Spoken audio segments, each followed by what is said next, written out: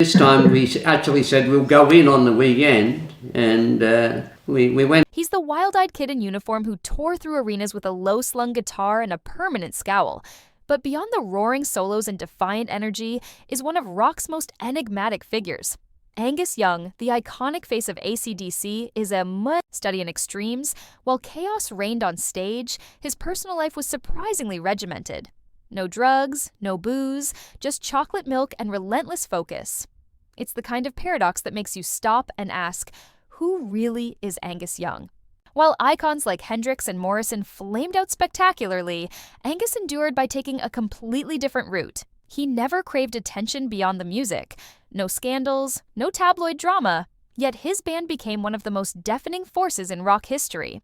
How did a quiet boy from Glasgow, armed with little more than hand-me-down gear and a patched-up school outfit, go on to reshape hard rock forever? What you're about to uncover is the lesser-known story, one that hits harder than any amp he's ever plugged into. Angus Young entered the world in Glasgow, Scotland in 1955, the youngest of 8 siblings in a blue-collar household. When his family relocated to Sydney, Australia, he was just 8 and already hooked on music. Times were tough, so his first guitar was actually a banjo with its neck altered for practice. His mother eventually got him a low-cost electric guitar, and from there, Angus never looked back. When he finally got his own Gibson SG, his now famous tone was already taking shape.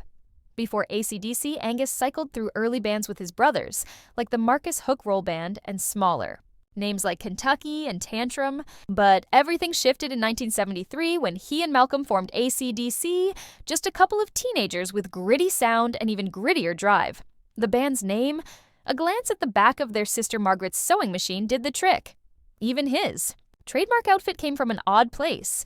After trying on costumes like Zorro and a gorilla, Margaret suggested, just go as a schoolboy. That one idea didn't just define Angus, it etched him into rock legend.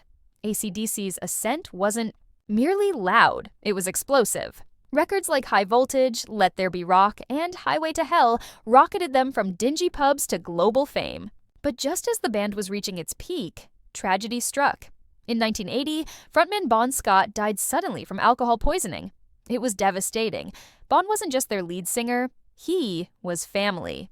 Many believed the band would never recover, and whispers spread that AC/DC was finished, but Angus and the rest weren't ready to stop.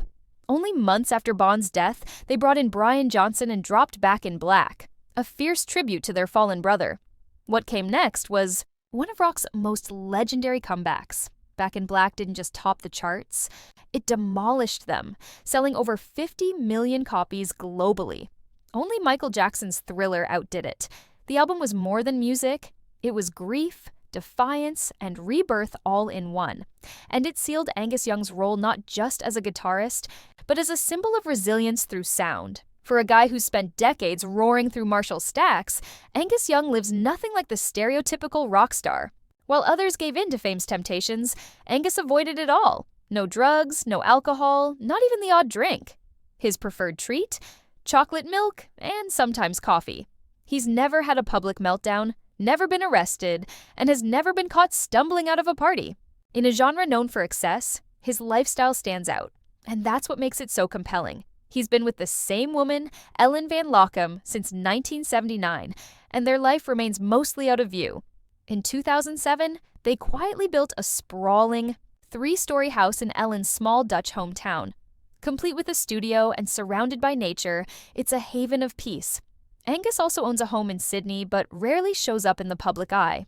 Despite being worth over $160 million and owning a Ferrari, he keeps a low profile. For him, the magic was never in the spotlight. It was always in the music. In 2019, a Canadian postal worker and hardcore AC/DC fan named Steve McNeil skated for 19 hours and 26 minutes, listening to AC/DC the whole way. It wasn't for attention. He did it in memory of his mother, who had Alzheimer's, and Malcolm Young, who also battled dementia before dying in 2017. When Angus heard about it, he didn't just send a note. He quietly donated $19,260 to Alzheimer's. Charities across Canada. No announcement, no speech, just quiet generosity.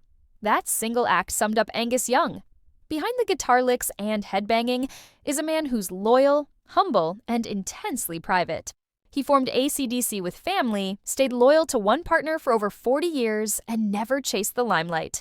While others crashed and burned in pursuit of chaos, Angus built a legacy by staying grounded. And maybe that's the most powerful thing he ever did. In a genre fueled by noise and rebellion, Angus Young showed that the most thunderous message can come from the quietest figure in the room.